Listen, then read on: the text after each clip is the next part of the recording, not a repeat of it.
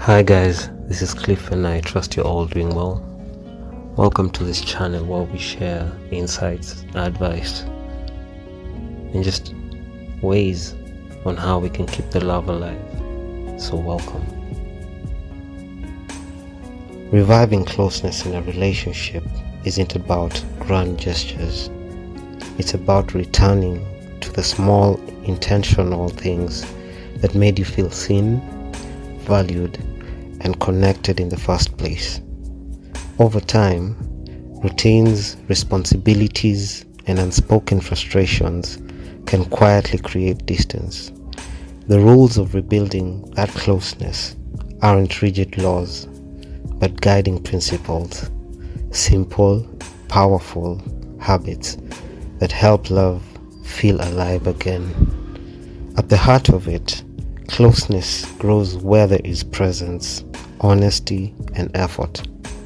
It requires both people to choose each other again, not just in words, but in consistent action. That means learning to listen without defending, to speak without attacking, and to show up even when it's inconvenient. It's about softening where pride has hardened and being willing to understand before needing to be understood. Reviving connection also means recreating emotional safety, a space where both partners feel accepted, respected, and desired. This includes appreciating each other openly, addressing issues early instead of letting them build up, and bringing back that playfulness and intimacy that may have failed and faded away. Most importantly, these rules remind us that love isn't static. It's something we actively nurture. When both partners commit to growing together, even the most distant relationships can find their way back to warmth, laughter, and deep connection.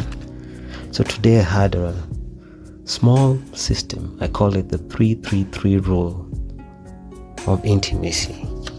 And it's a system, a simple system, I may say, that can revive closeness in our unions, in our partnerships, in our marriages, emotionally and physically.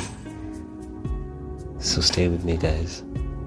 So the first 3 is 3 seconds of physical affection. Every single day that you are with your partner, make sure that you're spending 3 seconds to give your partner physical attention, affection. So every time you see each other, give them a real hug, a kiss, a touch on the arm. These micro moments normally build connection throughout the day. The second 3 is 3 minutes of undivided attention. So before you go to sleep, set aside all distractions, and I mean no phones, no distracting duties, just face to face, heart to heart, and ask those questions that matter. How was your day? Or how can I support you tomorrow? The last 3 is having 3 intimate moments per week. Planned or spontaneous, not just physical, but also emotional and playful connections. Whether it's cuddling, flirting, or full intimacy, but make sure that you and your partner have at least 3 intimate moments in that full week on a minimum. So that's what I had for you guys. I hope this helps to keep the love alive.